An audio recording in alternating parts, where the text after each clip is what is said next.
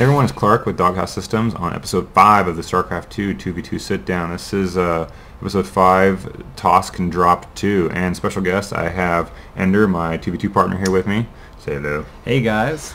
Alright, he's going to take it from here. You've been hearing my voice, sultry as it is, for 4 episodes now, so I'm going to kind of let him take the lead on this, and I'll chime in as appropriate. He's the Zerg guy here, so take it away, bud.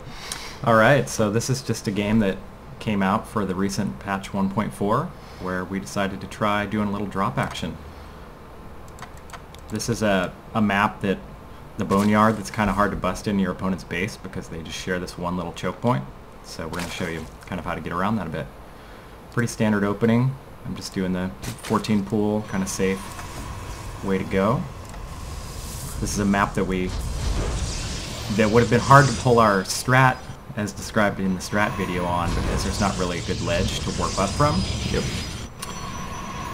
So. And we take advantage of a mechanic that we'll talk about later where to distract them with the drops, which you can do in a 1v1 as well. It's just a little bit easier to coordinate in a 2v2 because each guy can stay focused on his role.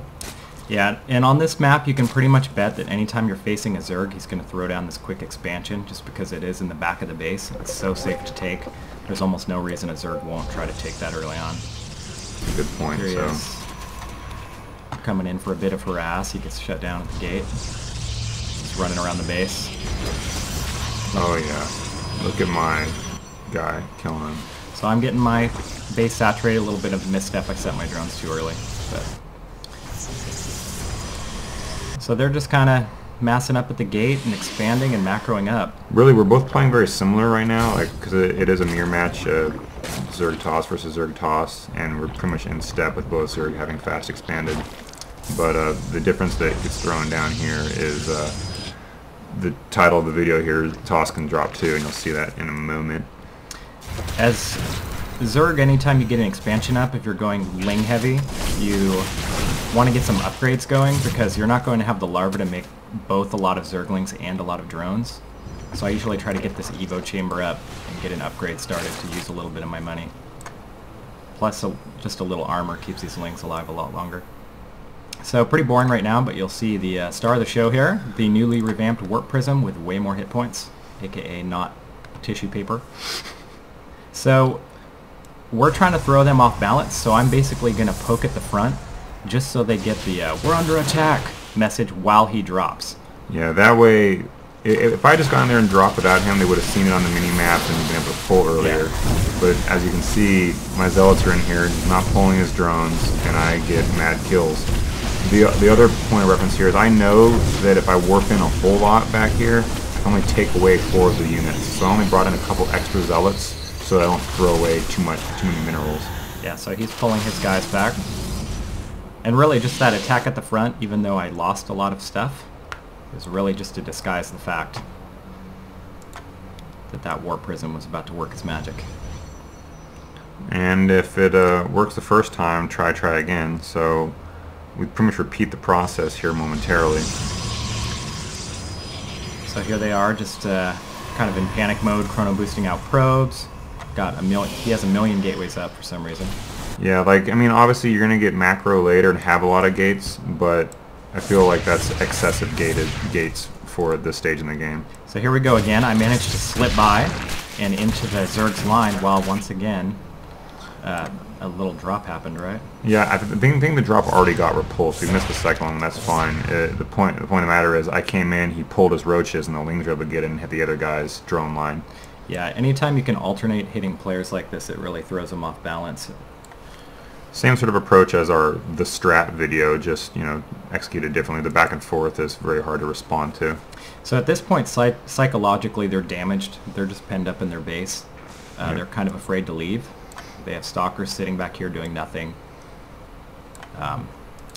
He's got Hydras coming up to try to help to deal with the drops, and they're really just feeling contained, and that's exactly where we want to be because it gives us the chance to throw down an expansion edge. And just to continue with kind of the harass, I make a bunch of mutas using all the gas that I save from going lane.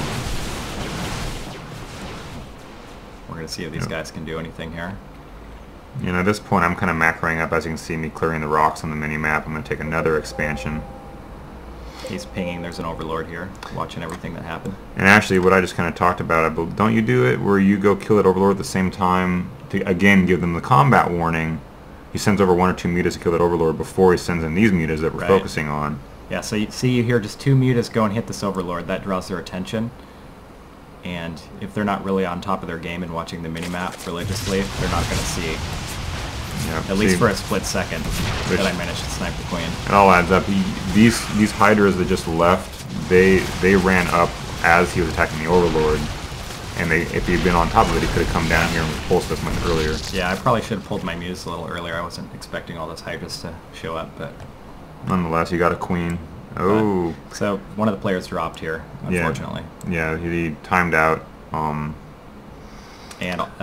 also Desperate Housewives was on. Yes, of course. We all love Desperate Housewives. So I think feeling penned in, they realize they have to do something now. So they move out with all these roaches. Probably not the best army against a million stalkers. No. Unfortunately, I was bringing my probes over to my expo at the time, and they ran right through the roaches. That was a nub move on my part. But at this point, between the hydras that can attack unimpeded in my army. Yeah, so at this point, we're just cleaning up. But really what you should take away from this video is just alternating attacks can really just throw your opponent off balance.